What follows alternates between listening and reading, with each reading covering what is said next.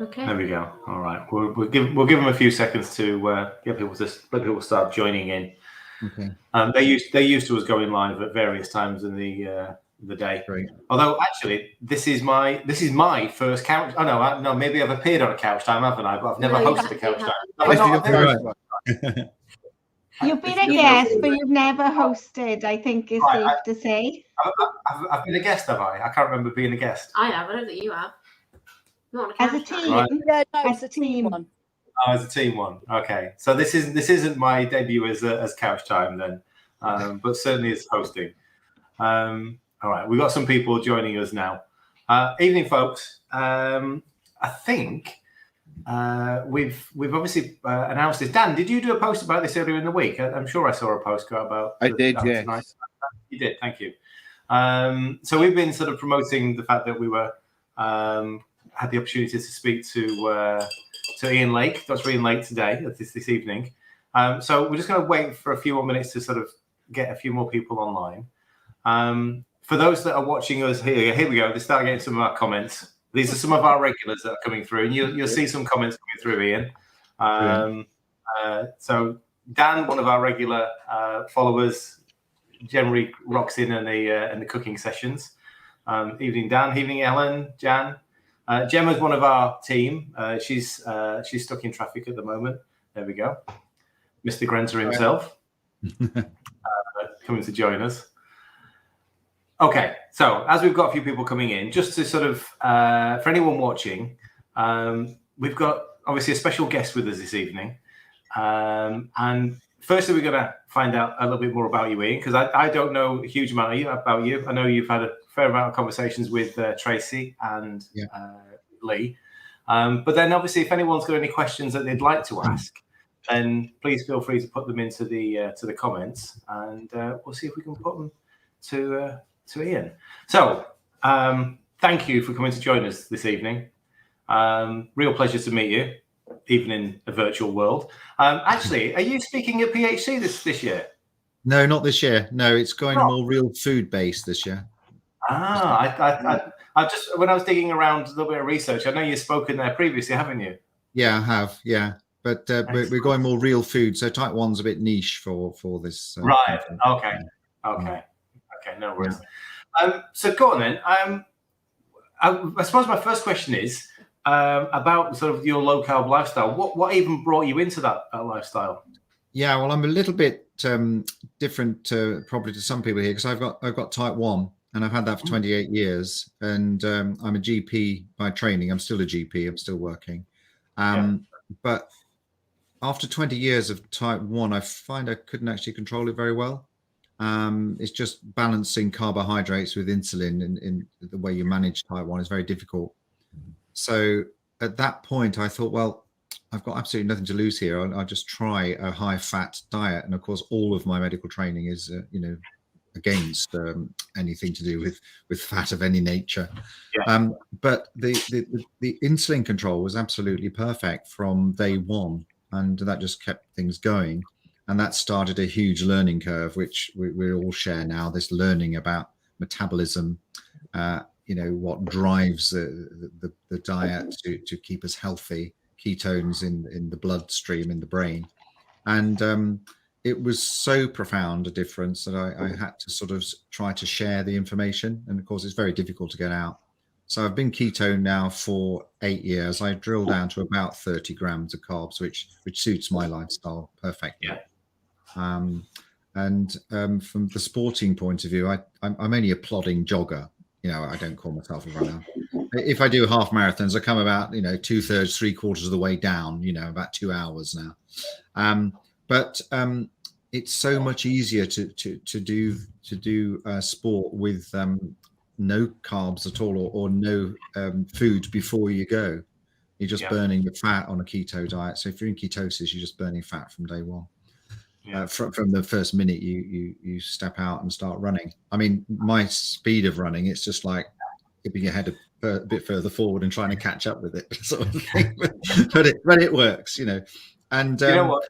So that's got me into it really, and I'm an advocate of keto lifestyle, because I think keto over and above low carb is very good for health in general, like inflammation, mental health, etc. Yeah. Yeah. Dan's training for his first marathon this year. So he's done a couple of halves. We've run together a couple of times. So he's done a couple of halves. Have you done any marathons yourself then, Ian? I did one by accident. I just did a run from I've been trying to retrain, so I just did a run from London to Birmingham. I took a week off, and I haven't been very fit last year for various reasons, which I won't go into, but I thought this will reset the summer, you know. And it's quite a cold old time, but I managed to do 20 miles a day, but it was run walk, but I inadvertently did a 35 miles and then finished it off with a 30 miles. So I sort of have, but my 30 miles I did, it was a sort of 5.5 hour marathon. So it's that sort of speed, you know. You should be going for 4 hours, really, shouldn't you? I took close to 5 hours to finish Brighton Marathon several years ago. So there's nothing wrong with 5.5 and 30 miles. No. That's fantastic. What sort of advice would you give Dan for his marathon then? Well, it depends how carb adapted you are, doesn't it, really, or how keto adapted you are? Because it depends how fast you are, I think. We have these debates quite a lot in our world. And, you know, you do preserve your glycogen stores pretty well. Tim Noakes has just come out with a paper. I can send you that. You probably read it. It's only just come out. Looking at 20 athletes who are keto adapted. I think 10 keto adapted and 10 carb adapted, you know, standard carb loading practice. And he showed that fat was burning at a huge rate when they were at sort of a high rate of activity. And there's hardly any glycogen movement at all by his measurements. But the interesting thing he found was that those that were carbohydrate adapted, a third of the participants, only 3 or something like that, they were actually, their blood glucose levels were in the pre-diabetic range. So that was looking like there's metabolic disease in some of those people already starting to show because of the fueling they were choosing to do. Wow. So I think if I was going low carb, I think I'll be reassured by that, because it suggests that you're not going to hit the wall if you're fat adapted. But I think I would also be prepared to think about eating carbs at about 16, 17 miles if I started to feel like I was going to hit the wall. So I think everyone's so different, and some people might be a little bit more anaerobic, and then you've got to burn glucose because you've got no option, because you cannot burn fat in the absence of oxygen. So if you're one of those rapid runners that's sort of going to break the tape, I mean, that's a distant dream of mine. Normally the only tape I break when they put the tape around it to say race finished. They're right behind you, trying to sweep the road. That's right. That's right. So yeah, I think the glycogen issue is interesting. That's what I wonder about, whether you should take some sugar with you just in case you use it all up. Wow. I never thought things. Yeah, no, there's 2 things there. One, Tim Noakes was where my starting point for my journey into keto was watching Tim Noakes videos. This was me training after having done marathons previously as a carb burner, and trying to understand how I would continue to do my training as a fat burner. Tim Noakes was one of the first videos and people that I sort of followed. Yeah. Also, the conversation about taking sugar out. We've had that with one of our members this week, who's a distance cyclist. And he's getting to that point. I mean, she does sort of ridiculous distances as well. We're talking, 40, 50, 60 miles. At certain points in, on hills, it's saying, I'm really struggling. Well, maybe taking something out with you to actually some carbs out with you to actually help. So yeah, Dan, it is something to consider for your marathon. But it's something that you need to try in training as well. Yeah, I don't want to try that for the first time during the marathon, and then no, never first time. No. Yeah, I think Tim Noakes. I'll try to get you the paper on that, because I think Tim Noakes' evidence is quite encouraging to suggest you probably don't need to do any fuel adjustments at all. When I done the 2 half marathons, they were done fasted. All I had was electrolytes. Yeah, going around the course and some coffee first thing in the morning. Yeah, but obviously, with this being now double the distance, it's going to be interesting to see how we go on. But yeah, you should be all right. I mean, you got about 2,500 calories of glycogen in there, and most of the time you'll be burning fat anyway. So I doubt you'll use them up. I'm 6'3" and I'm still carrying a fair few pounds, so I'm hopefully I should be okay fuel wise. That's right. Yeah, carrying your fuel with you, go around again. Yeah. Oh, I hope that goes well for you. Fantastic. Thank you. Yeah. Question for you, Ian. You know, when you first started, you sort of said your lifestyle went against everything that you've been trained as a GP, all the information. Did you face any sort of backlash from sort of colleagues or any sort of like questioning about the change? Yeah. It's mostly backlash because of the fat, really. It still is, to be honest, in the type 1 world. In the low carb world, it's becoming much more accepted because patients are just coming to say, well, this is it, doc. You know, I'm doing okay. Thank you very much. Tell me what else can you offer me? But in the type 1 world, there's quite a lot of resistance for various reasons. One of the main reasons is this idea that diabetic ketoacidosis is somehow associated with nutritional ketosis, which of course it isn't. The whole mechanism. I've explained that. I brought a couple of courses out for healthcare professionals to try to help them to quietly bone up on it, really. And the 12% of people are still giving that information out. I did a survey of 140 of type 1s on my website, who are all obviously keto evangelists, I suppose. They were very fair, and I drilled down to 20 people who seemed very fair. I knew most of them, so you know they're the sort of people that would tell their doctor what they're doing and ask the doctor very difficult questions, basically. So they felt that about 40% of people were accepting of a keto diet in type 1, which is very, very encouraging. That surprised me, which is great. But 50% were absolutely against it and gave advice to say it's dangerous. And of the reasons why, DKA was about 12% or something like that. And then about 12% thought, no, it's not in the guidelines, so I better not do it, which is absolutely fine. I mean, you know, there are areas in medicine, certainly as generalists, where we're not as strong as other areas. So to just stick to the guidelines and stay safe, sort of thing. And then the other reasons why were things like, oh, it's a fatty diet, oh, you'll never sustain it. And then surprisingly, you'll find this surprising, sugar's an essential fuel. You've got to have sugar if you're doing exercise, you know. Yeah. And of course, that is sort of right, because if you are having sugar drinks, the sugar will go straight into your muscles because it's a toxic substance. Yeah. You know, your body's not going to hang around keeping it in the bloodstream. And when you're exercising, the liver probably won't be able to convert it to fat. So it'll just go straight into your muscles. And the last one was really, oh, if you're taking insulin, you've got to have sugar. And of course, we knocked that right on the head with the 05100 project, where we ran for 5 days and took insulin. 2 of us took insulin, but we didn't need any carbohydrates at all. So we tried to, with the 05100, which you may be familiar with. I am, yeah. Yeah, it's 5 days, 100 miles, no food at all, no calories, just water and electrolytes. We blew all that out of the water, you know, far and away beyond what anybody would seem reasonable. And that is gaining traction. But strangely, the sports community are more interested than the medical community. So there's a little bit of pushback, yeah, still. But we're getting there, I think. Yeah. Still, I would say the information that you said you put together for colleagues, was it, about ketoacidosis? Yeah. Is that widely available, or do you just keep that within the medical? No, I've got my website is a free section of my website, which enables people who aren't specialists to actually get started if they want to, or certainly go to their healthcare professional and say, this is what I'm going to do. Are you okay with that? Because, I mean, I've seen it today, actually, about obviously on a diabetic course. So someone's been on a diabetic course and they've come away feeling like they've been told off.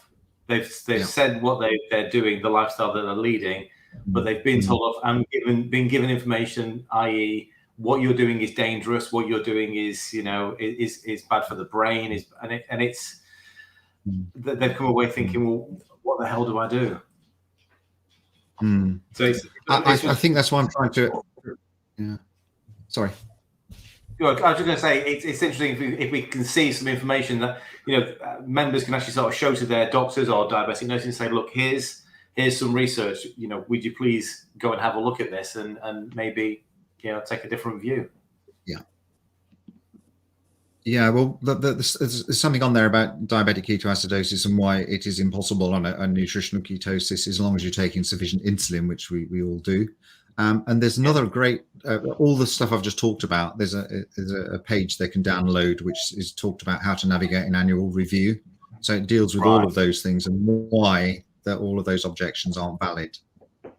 So it arms them to go and fight their corner, because it has to be a collaboration. You know, that's the key to modern medicine, is a collaboration. Everybody here has got, they can just Google anything you want and get an idea of what, you know, you can become your own expert. And type 1s are their own experts. You know, I've just had my annual review, 23 minutes. I timed it.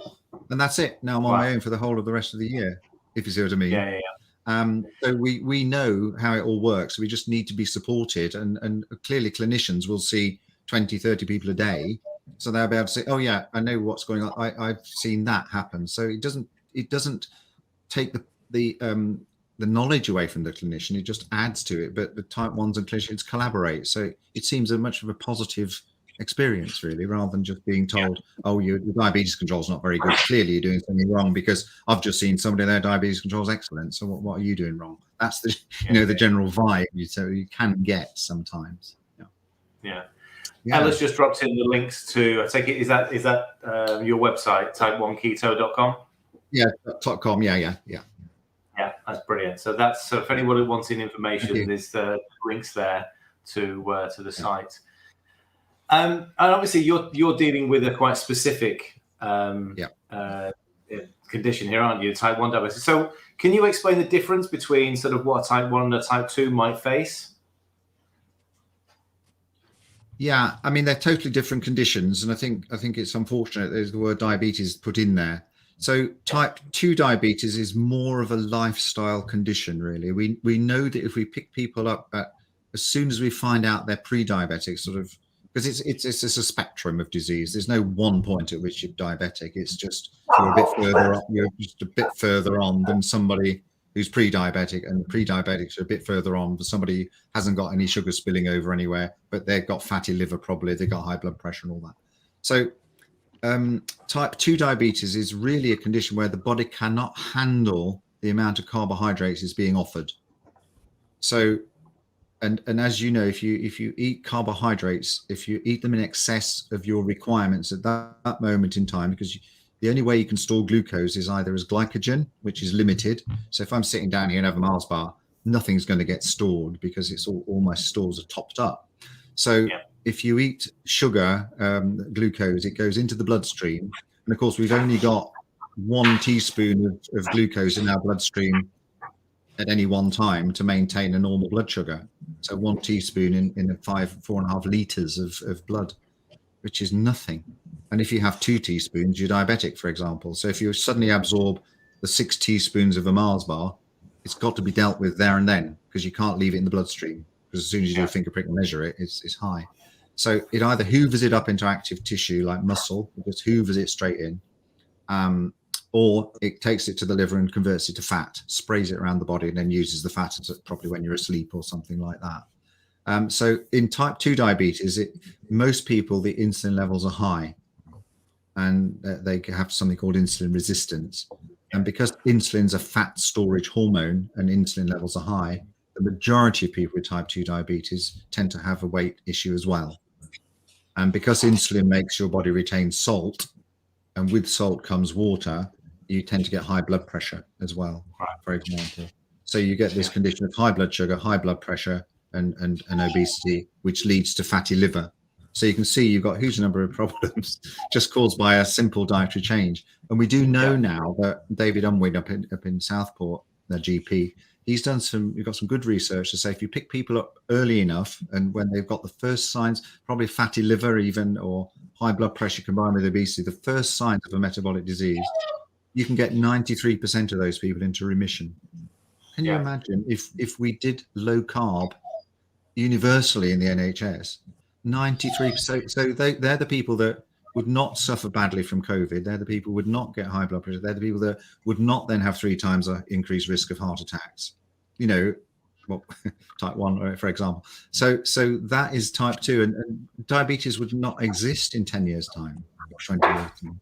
It's tantalizing to think that. Which is crazy, isn't it? Yeah, crazy, because obviously the diabetic rate is going up, and if in 10 years' time we could actually work it out, actually what's going to happen in 10 years' time is probably going to be double where it is now. Well, that's the problem, isn't it? So we have to change the paradigm. Yeah, because of the lifestyle that most people are leading. I mean, I've just had walk in my youngest and his girlfriend. They've lived in an ultra processed world for every day they've lived so far. Yes. But that's true, isn't it? Yeah. Teenagers nowadays don't actually understand what real food is. Yes. Unless they start to learn about it themselves. Yeah.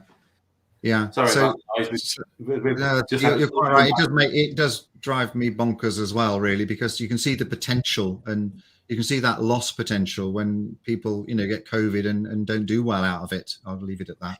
And it's so frustrating. It's the knock-on, isn't it? It's the knock-on effect of the ill health from, let's say, diabetes or high blood pressure, and what else can be from that point onwards. Sorry, do you want to read that from Ian? Yeah, I think the type 2 argument is being won now. And type 1 is where your body just cannot produce insulin. So it's completely different disease if you can understand that. So we have to inject insulin as a hormone replacement therapy effectively. So we're all an HRT. It's very trendy. You said you found out, when was it, 28 years ago you were type 1 diabetic? Yeah. So, and this has always confused me. Why did it take so long to find out? Or does it develop? How does it become a type? Yeah, type 1 develops very, very quickly in most people. Still, unfortunately, something like 30% of people turn up in a coma in hospital with very, very high sugars and quite serious illness. But more and more people are just, you don't basically produce insulin. Something stops your body producing insulin. Now, there's several causes of that. Type 1 diabetes is associated with some components of milk casein A1, which is the common protein in milk, lack of vitamin D, viral infection, autoimmune disease, and we don't know what that is, probably driven from the gut. That's what we're thinking at the moment, but we don't know. So there are lots of causes of type 1, but they all end up destroying the pancreatic cells that produce insulin. So you have a run-in period of a few months. So when you're not producing insulin, your body can't handle sugar, because insulin is one of the only hormones that reduces sugar, and just about everything else puts it up. So stress hormones, cortisol, adrenaline, glucagon, all those things put sugar up. So you've got no means of bringing it down.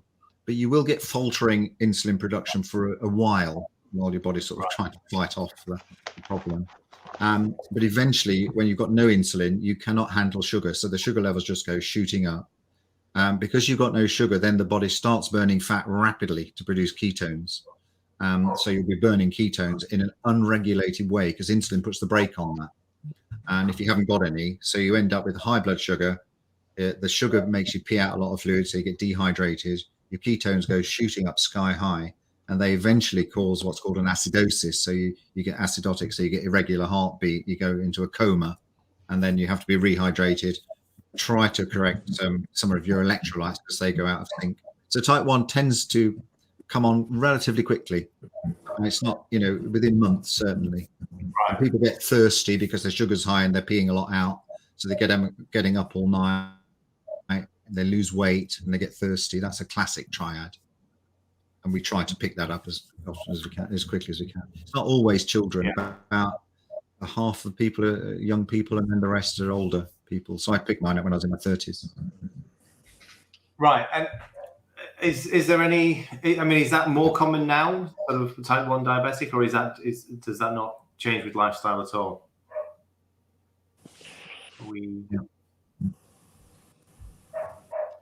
It's going up slowly. It's about a 3% increase over 10 years. We think it might be dietary, and there's debate whether it increased with COVID. I'm looking at the data on that. Some studies suggested it did, but other studies suggest it probably hasn't. So we don't know. Right. Okay. Yeah. Okay. One of my questions earlier was sorry, go on, say Ian. No, I'm just looking at Lee's thing there.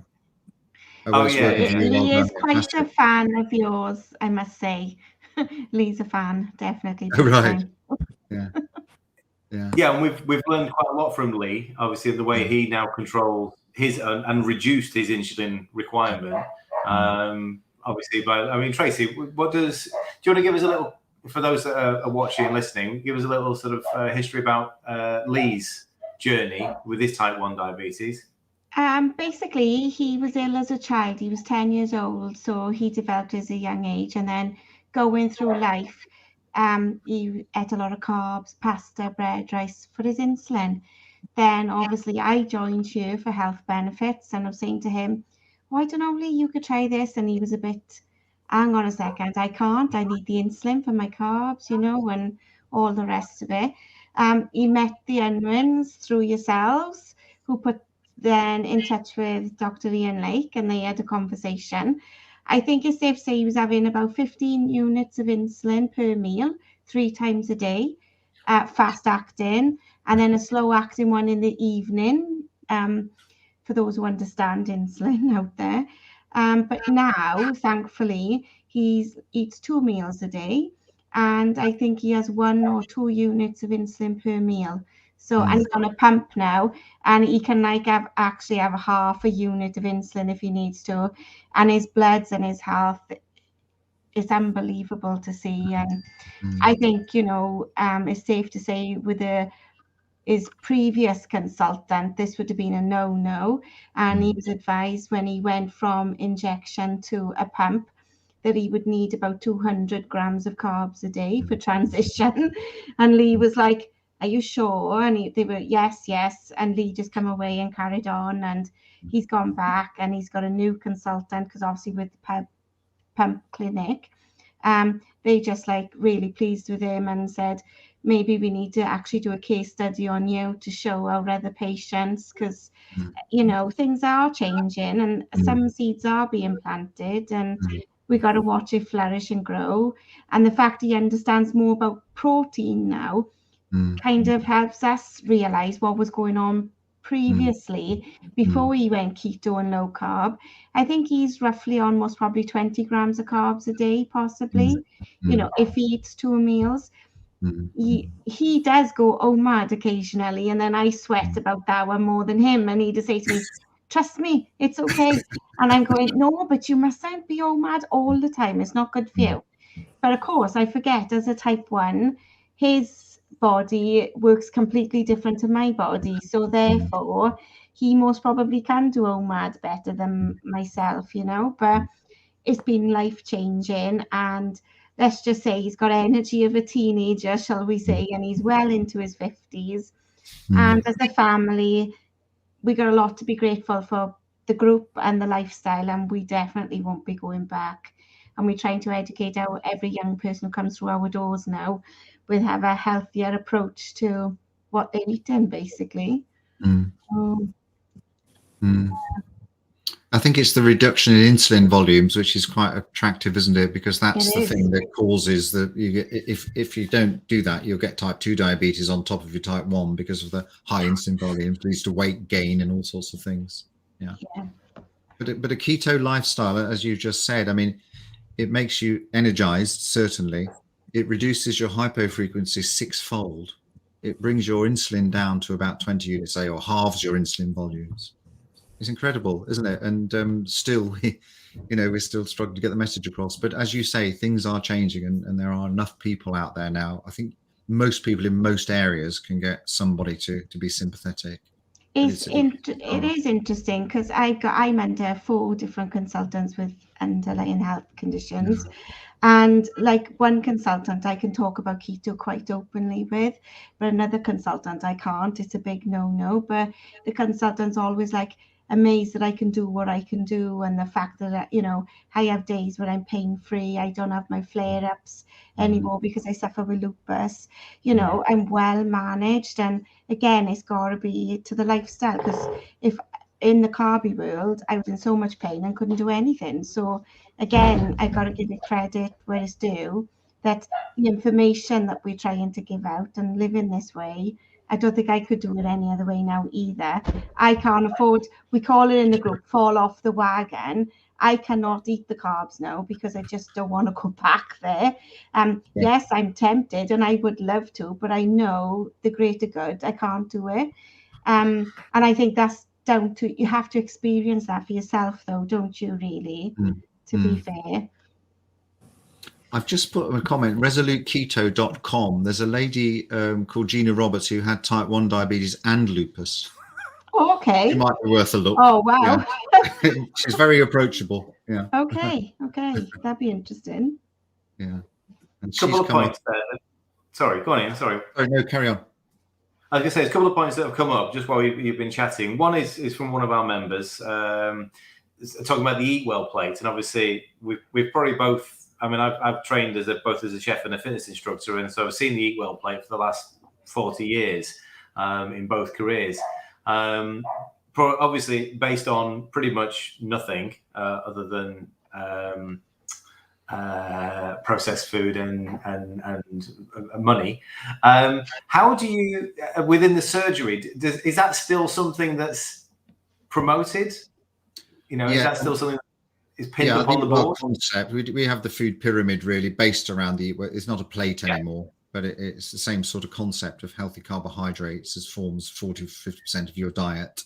And that, but within schools, they're still colouring in plates in schools. Yeah, I don't know what portion size they use. Sarah might be able to help on that one.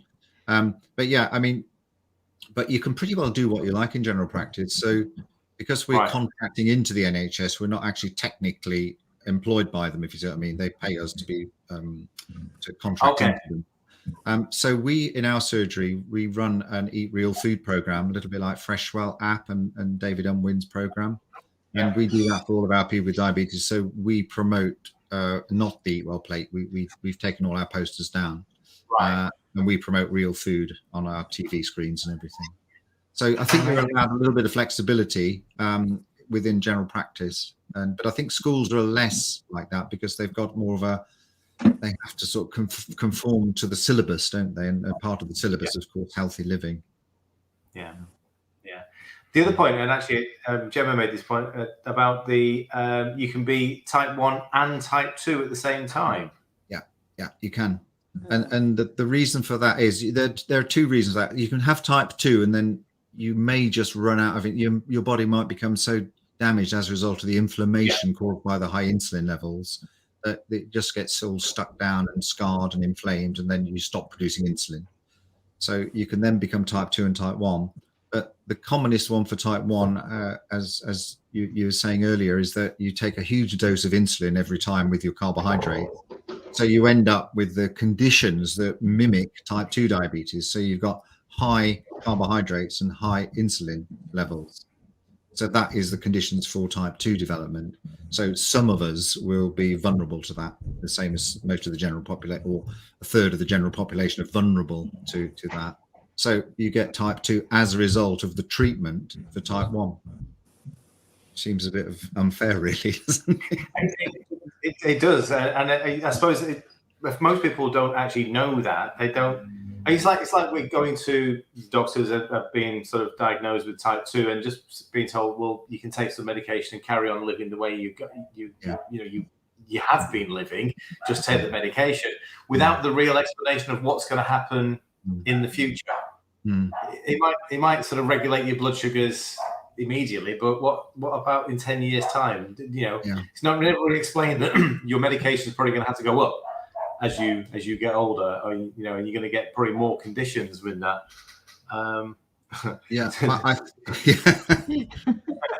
a long-term locum. I have no say in that matter.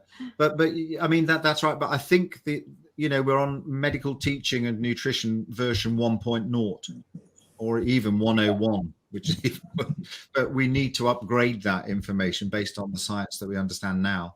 So type 1 is seen as a condition of inevitable decline, and the better you do, the better your sugar control, the less likely you are to get complications, and that's how it's seen. But it is seen as a 25-30 year condition. Some people get to 50 years of inevitable decline, and as Lee's demonstrated, I don't think it has to be like that. I'll never forget, I gotta say this, when we first got married, somebody in the doctor's surgery said to me, why are you marrying a diabetic? You ain't gonna live long enough. And I was like, seriously? And even our life insurance from mortgage back, 25 years ago, it was like, because of life, you won't live past 50. So there were stipulations in our life insurance. And it's like, That's why Liam looked after himself, or he thought he looked after himself, and now he definitely is looking after himself, and he doesn't take any other medication for anything. He has no other health issues at all, no cholesterol, no blood pressure, and he's been said, the doctors have said, you need to take it just in case, and he's like, no, thank you, I don't need to take it, I don't have those conditions, I'm just type 1, but I'm a healthy type 1. So yeah, I mean, what you're talking about is the stress and mental health, and the idea that you're in control, and now he's in control. And I think it's the same for people with type 2 diabetes. If you've got something that will give you a degree of control, it takes the fear away, doesn't it? So if you're starting to get all your figures looking good and your weight's coming down and your diabetes is improving, you then have control of it. If you're just doing your best with lots of carbohydrates, trying your best to deal with a situation which is non-sustainable, it gives you that fear that you every year. I mean, he must have had. It's almost a terror going to have your eyes screened, isn't it? Every year, hoping against hope that nothing's going to happen. No, Lee, you're not in decline. Exactly. I think you're going the other way now. Yeah. You're going the other way. Yeah.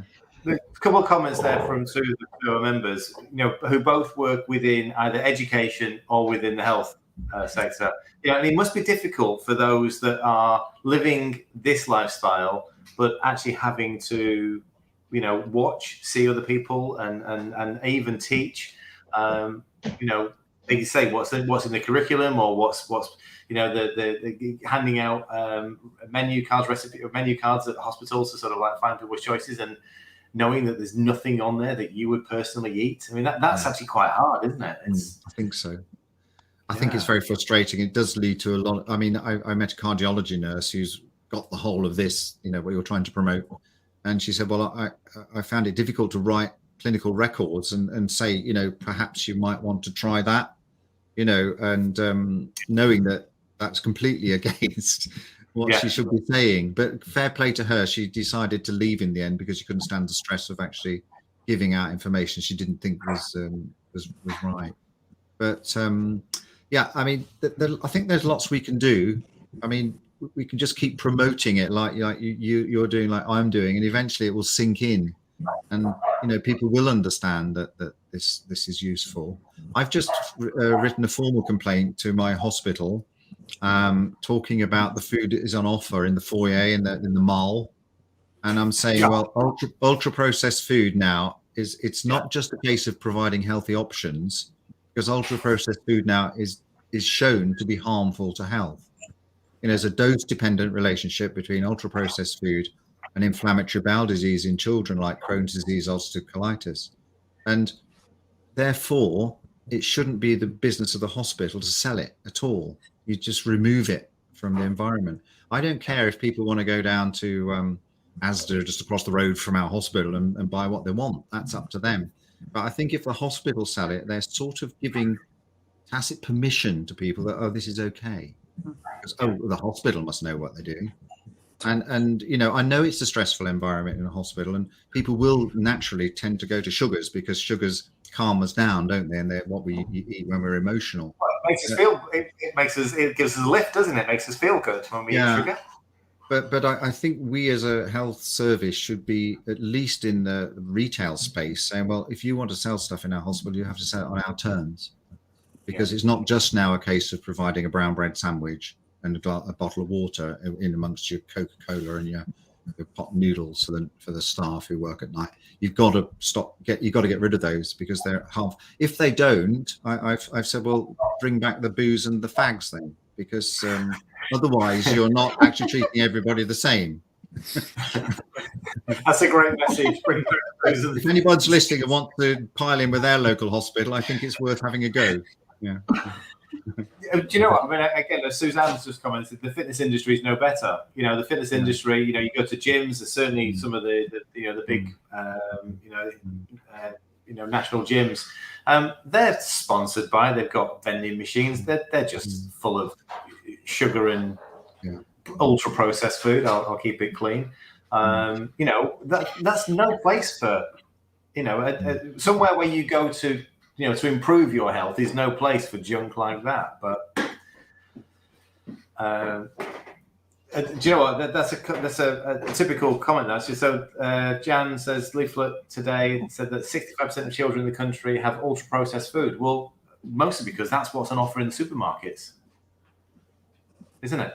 Yes. Once we get And of beyond course, that it's first cheap, aisle, and that's the key thing, isn't it? It's very, very cheap. yeah, it's cheap. It's long life. It's shelf stable, as they call it.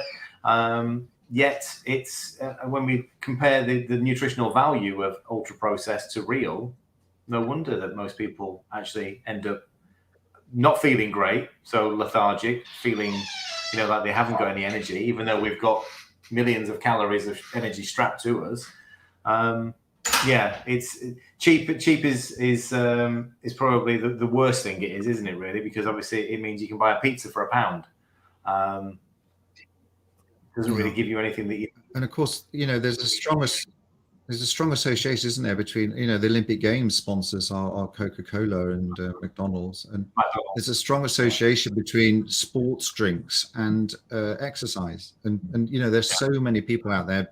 You just have to watch joggers going down, but they're wired up, aren't they? They've got all sorts of drinks on there. They've got soldiers, don't they, carrying energy bars to snack on for a 3-mile run. Yeah, exactly. You've seen it plenty of times on your runs. I've seen it on every marathon, half marathon I've ever run. You see the runners with 8 to 10 gel packs strapped around their waist. And what blows my mind, and this was not long after I'd sort of I changed my lifestyle and I was doing my first marathons. I wasn't doing them fasted to start with, but I've sort of transitioned, and certainly half marathons fasted, no problem. Is the people that are running for the charities, so diabetes.co.uk, they're running and they're drinking these gel packs on the way around. You think, I don't get it. Do you understand what you're promoting here? It's pretty hard. Okay, so Gemma's asked a question. So thank you, Gemma. I'm a 2 meals a day person, basically. So a typical day for me, I'm 2 meals a day. So I tend to do either a 16 or 18-hour fast, depending on how much willpower I've got and what I'm doing. I tend to be a bit sedentary in my work, but I do exercise every day. It'll be about an hour, and I'm alternating at the moment between running for an hour or doing some weights and stuff like that for core. So I'm doing half and half. It's only like kettlebells and movement and slack lines and all that, just to keep balance and whatever. It's only kettlebells. I love that. It's only kettlebells. Ian, you are welcome to come and join us on our next kettlebell session next week, because it's birthday bells. Oh, is it? So, I will do. Yes. Whenever it's birthday bells. So whenever it's somebody's birthday, then we do kettlebells, but birthday version. And it's my birthday next week. Therefore, we're doing a whole week of birthday exercises. There's lots of birthdays this week. Yeah. So that's a typical day. So there will definitely be some exercise. I think for type 1s, physical activity is a very, very good way of stimulating your body to take up extra sugar. And it just sensitizes your muscles to any glucose that's needed to be mopped up. Because, if you're only on 2 meals a day strategy, you may be just breaking down a little bit of protein from time to time. Or if you're eating protein, that may get converted to sugar if it's not required for any other function in the body. So, you have to be a bit careful on 2 meals a day, because you do stack in quite a lot of protein.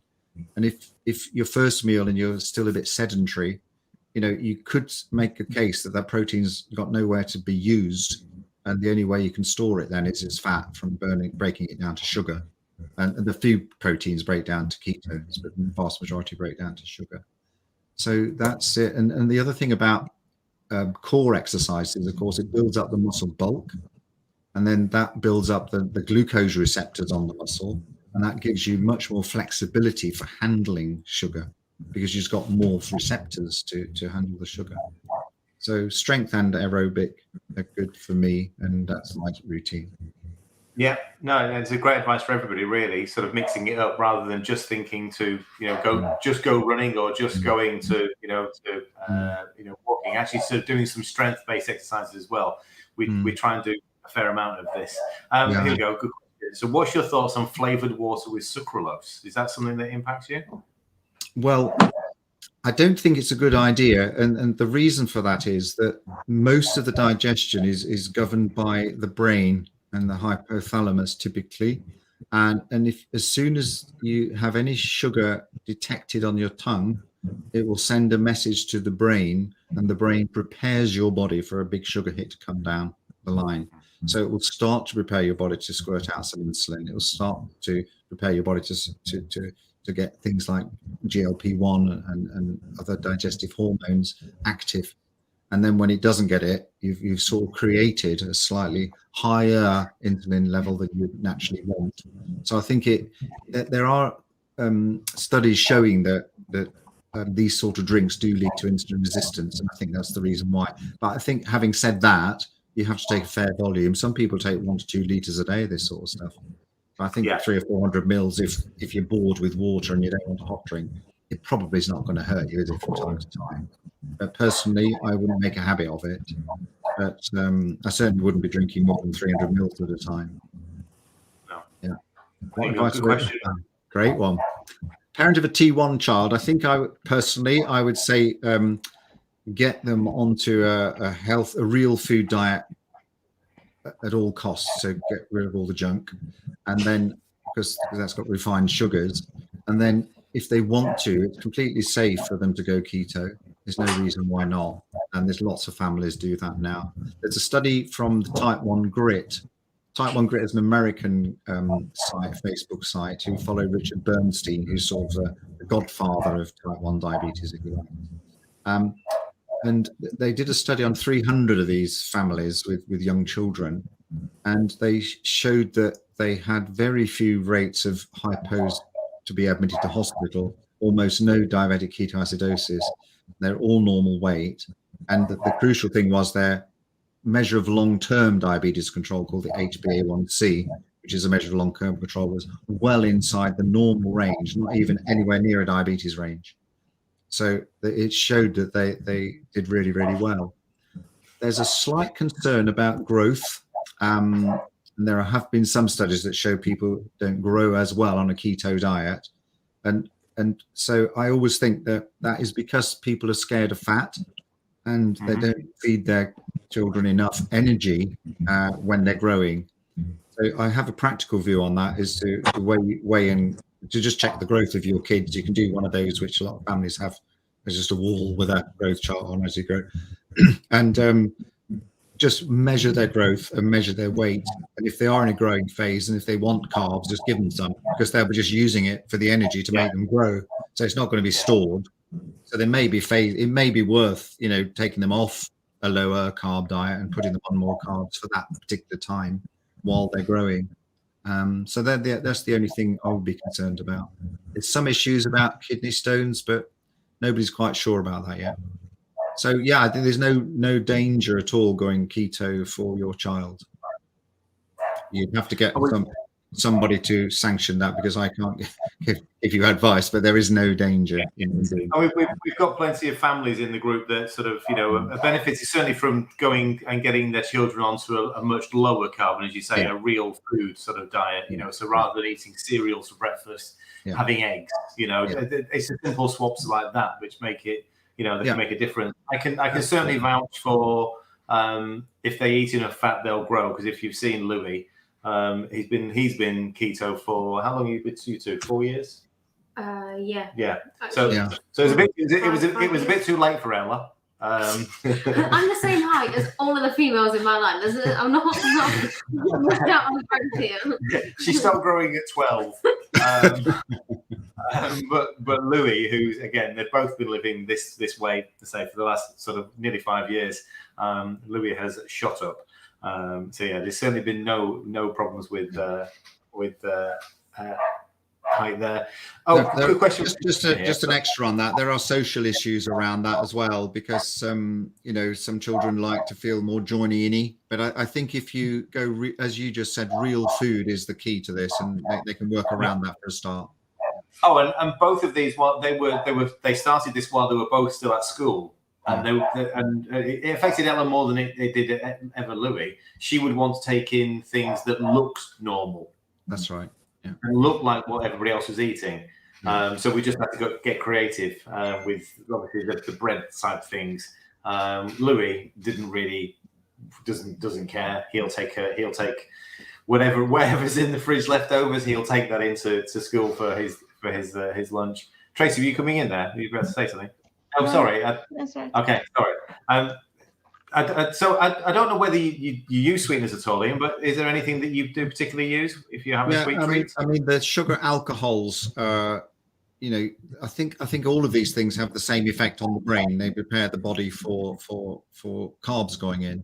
Sugar alcohols, xylitol, erythritol. I mean, they can be used as sweeteners in a transition, or if you want to add them to biscuits or a pudding. You know, it's just a matter of how much you want to take, really. But I think they still all have the same overall effect. Sugar alcohols are limited by the fermentation in the gut, really. Yeah. And if you've got pets, I think they're toxic to pets. Certain ones are, yeah. Certain ones are, yeah. I think. And stevia likewise. I mean, it's got no calories in it, and it's from a leaf of a plant, so it's not going to be that bad, is it? Really?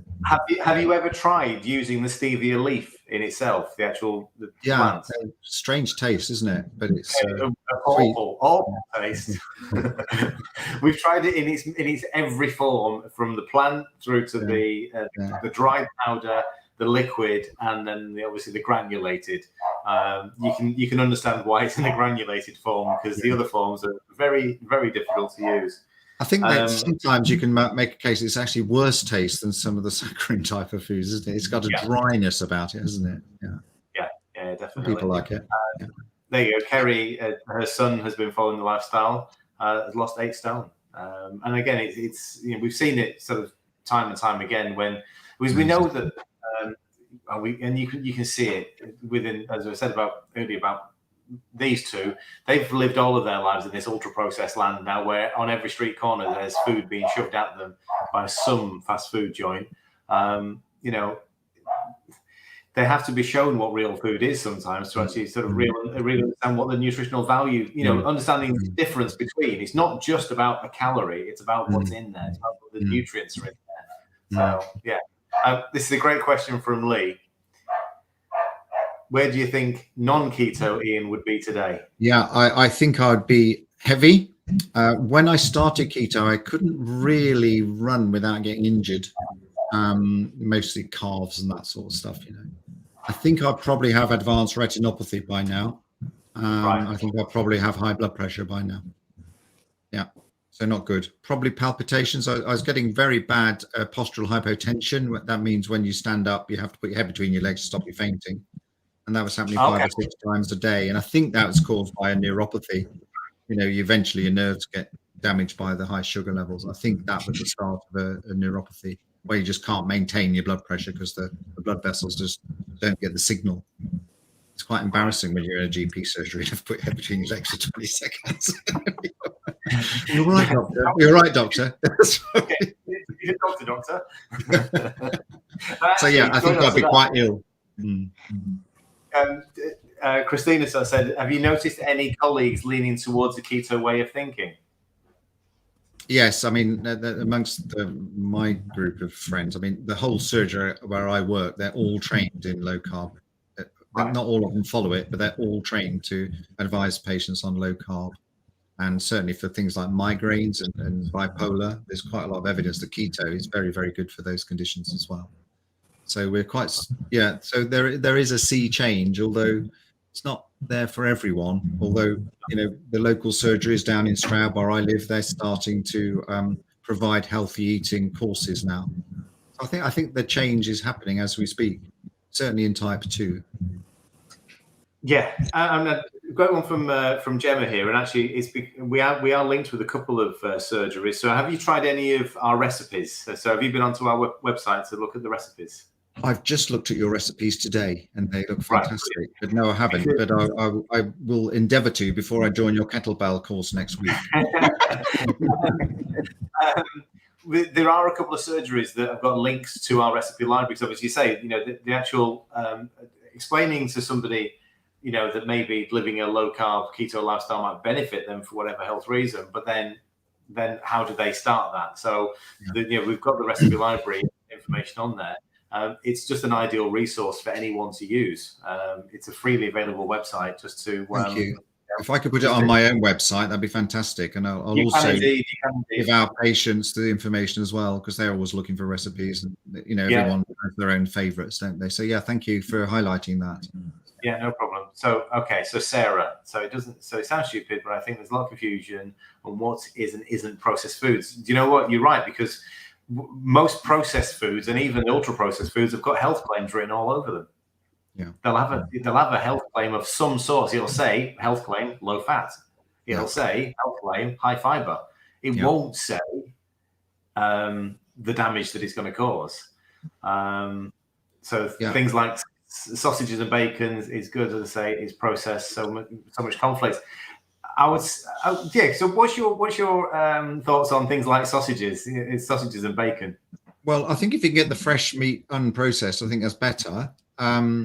But there's a scale called the Nova scale. I don't know whether you've heard of it. It's produced by a group of medics in Brazil, and it seems to have got traction as the sort of gold standard for how much processing has happened in food. So, for example, olive oil is a processed food because it's undergone a compression sort of phase. Yeah. So most of our food is processed, but it's when it becomes ultra processed, which means additives are put in to make it taste better, or to give it a longer shelf life, or change its composition. And I always say, if food's got a long shelf life, that's where it belongs. So just leave it there. That's good stuff. But Nova 4 foods, they're the ones with the added fat, the added sugar, the added caking agents, and the preservatives. They're the ones that are studied, and they're the ones that we know are causing harm. And I think if you can identify Nova 4 products and avoid those, I think we're most of the way there. Because bread's a processed food. Well, if you can tolerate carbs, you don't want to go on this lifestyle. Well, bread's not that bad for you.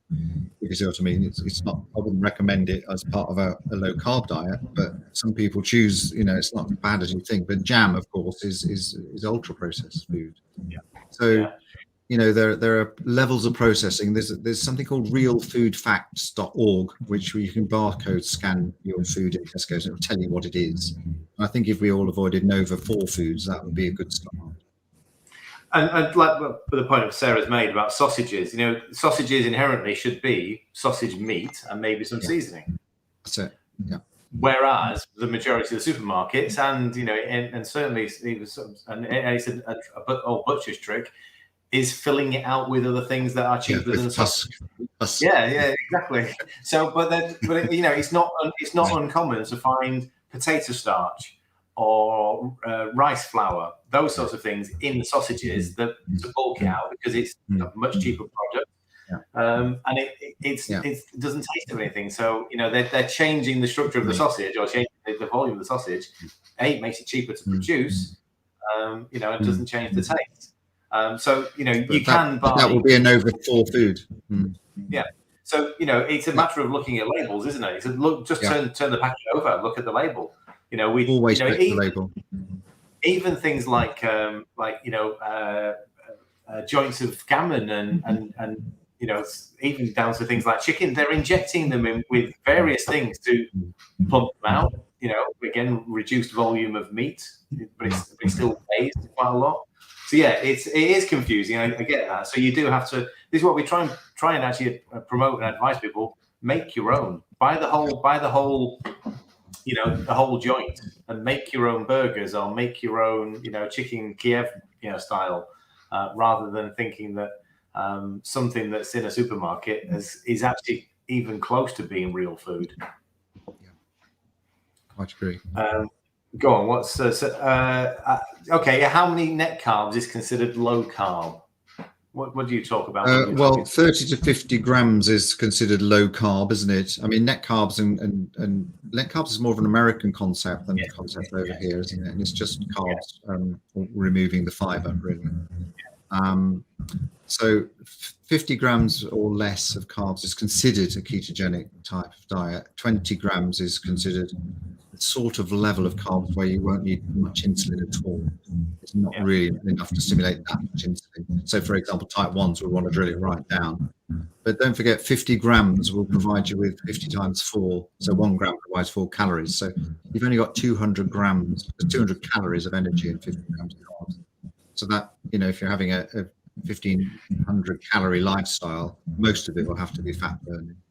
Yes, exactly. I mean, when we talk about sort of getting into that low carb zone, it's sort of thinking about maybe only about 10% of your daily calories coming from carbs, and then the rest coming from the proteins and fats.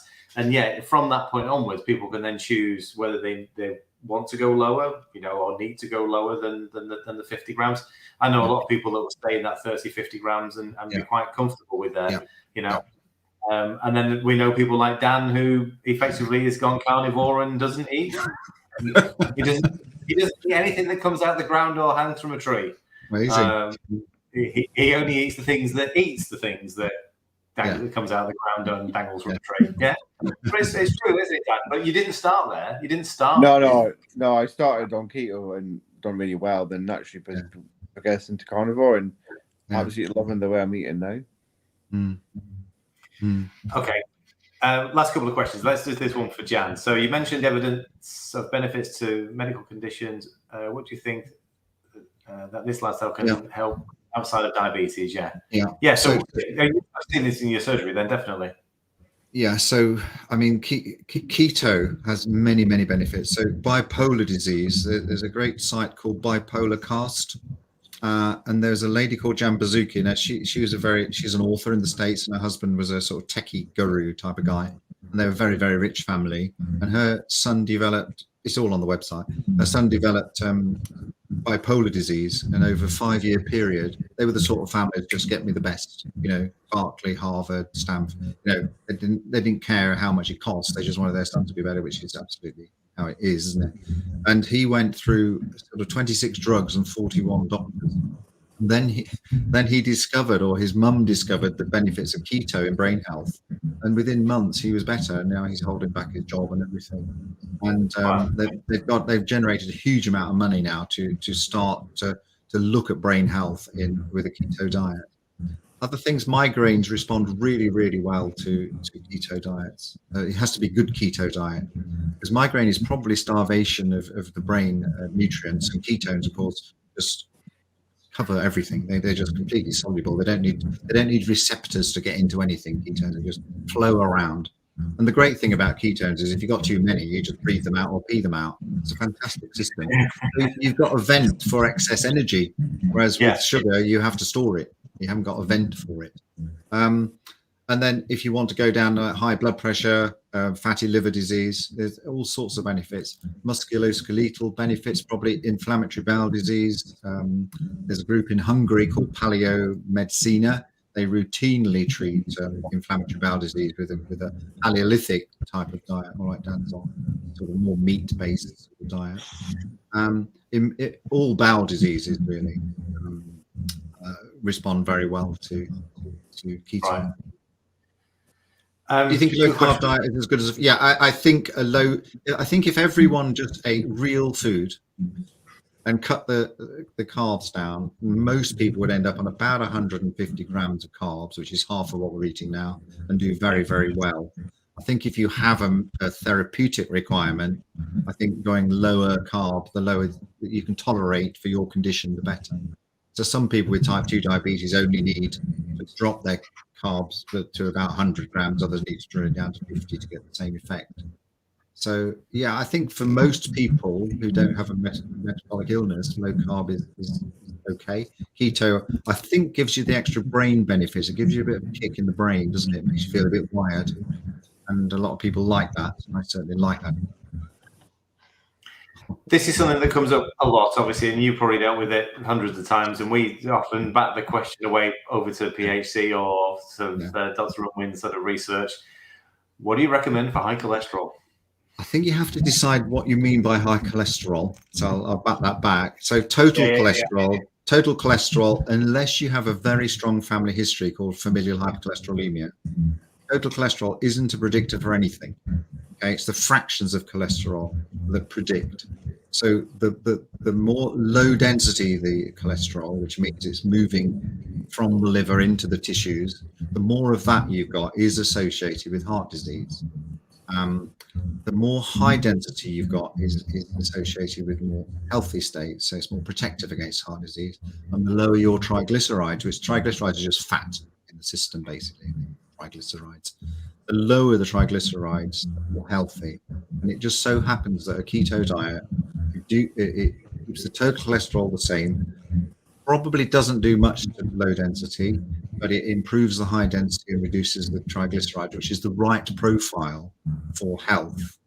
Low density lipoprotein is the one that we recommend to go on to statins. But with low density, it's not just low density. It's the numbers of the dense end of the low density. You see what I mean? So there's fluffy low density, and then there's dense low density, and we never measure those. The issue is that we're generally only ever given one number, aren't we? And told, well, it's high. And, you know, we're trying to work something out based on 5% of the information generally. Yeah. Is it possible Thank you, Lee. Yeah. It's all right. I've paid you. Just check in your bank account. You don't need to keep doing that. Yeah. So with the only thing I'd say, just a thought for cholesterol. I mean, I always put it back. When I was doing my program for healthcare professionals, I put my stuff forward for peer review with a lipidologist, and he said it's a bit aggressive, and I said, well, but he said you have a point, because all of the research that's ever been done on cholesterol and heart disease is based on a fat storage diet, the sort of diet most people are on. Okay, right? High carb diet. So the fats are moving around differently when they're being stored to when they're being burned. And what we're on, most of us in this group are on a low carb diet where we're fat burning, and there's no evidence for heart disease for fat burning diet, because nobody's measuring it. And why aren't they measuring it? Because there's no product for people who are healthy. What are you going to sell people who are healthy? Nothing. So if people are unhealthy, you've got plenty to sell them to try to make them healthy again. So that research will never be done, but it will end up being done, because we're getting so much evidence from our surgery is collecting data, everybody's collecting information. Eventually we'll be able to aggregate all of that and start to work out that yes, it is beneficial. That day's not far away, but we have no money. We just have to get people to sponsor us, really. It's just a thought, really, to how you think about cholesterol. Yeah, obviously, for us mere mortals, we sort of understand tiny amounts of you know what it's all about. Go on, last one from Zdravia. Prescribe metformin. I don't want to make this too specific, but is that question okay for you there, Ian? Yeah, I mean, depends. I mean, metformin is a drug that makes your body burn glucose into the cell by a process called aerobic glycolysis. So it's a fairly primitive mechanism, but metformin stimulates that process to get sugar out of the bloodstream. It has a few side effects on the bowel. It's a big dose, 1,500, huge dose.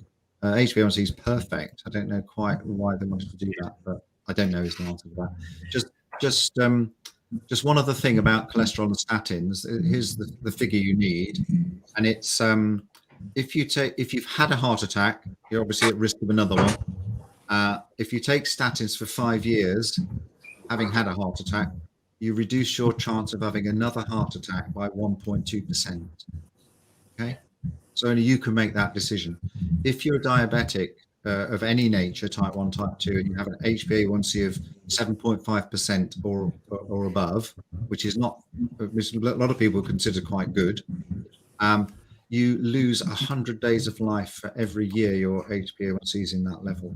So if you're on a high fat diet, you have to then say, well, I've actually got my 100 days back. So I shouldn't be talking to you yet, because my year wouldn't start until the 12th of April, if you see what I mean. But so you get your 100 days back by going onto a high fat diet. So you have to weigh that up against the benefit you get from taking a statin and going onto a high carb diet. So it's just a way of thinking, isn't it, of your risk management. I think generally it's not information that's normally given at the point of diagnosis, is it, either? It's sort of like when people are given the medication, it's like, well, this is going to help you carry on living as normal rather than how you're going to end up living in 10, 20 years time. Sure. Lee's showing off now. Lee's showing off. Very good, Lee. Yeah. Oh. Do you know, this has been amazing tonight, I've got to say, for someone who has no idea, this is really thought-provoking a lot. Thank you. Thank you. Yeah, and I'm grateful for everyone coming in and asking questions. Absolutely over the moon to sort of have you here tonight, Ian. It's been fantastic to speak to you. Even though I did sell it as we would just like to know Ian the person, and his low carb lifestyle. Got loads out tonight. We've learned loads. Absolutely. And there's lots we haven't asked about either, because there's the PHC, you work with the children, there's so many more things. Would you come back in 6 months' time or a year, Ian? I'd love to. I'd like to actually get your stuff on my website. Really would, because this is a great format. I love this format. It's a coffee date. It's a dinner table format, isn't it? Yeah. Which is lovely. Right. Yeah, I like that style. We'll ping over details to you on email, Ian, and feel free to use and share any of the stuff that you think. Thank you very much. I'll be in touch. Yeah, I'll join you next weekend, guys. I'll send you awesome. Yes. Thank you. Thank you. Bye, guys. Good night, Bye. everyone. Thank